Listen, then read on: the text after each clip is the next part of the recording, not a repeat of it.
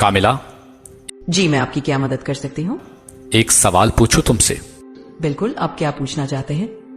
ऐसा क्यों होता है कि हम सारी जिंदगी हसरतों की कब्र में ही दफन होकर रह जाते हैं, जो बाज लोगों को बगैर मुशक्कत के मिल जाता है? ये बहुत ही गहरा सवाल है।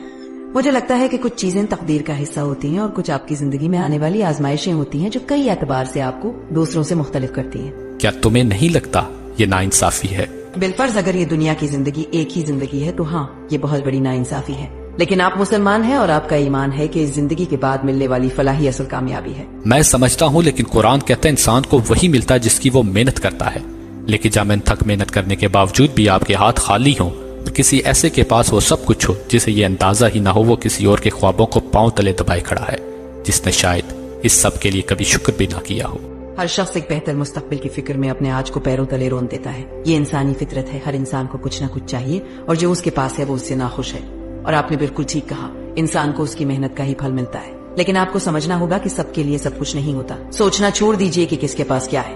क्या पता आपके ख्वाबों को जीने वाला किस कदर तकलीफ के किस मरहले पर हो और आप ना हो। जैसे सितारे टूटे हुए भी दूर से अच्छे लगते हैं, पास से जो गुजरेंगे तो जख्म देंगे। जी बिल्कुल। आप कुछ और कहना चाहते हैं?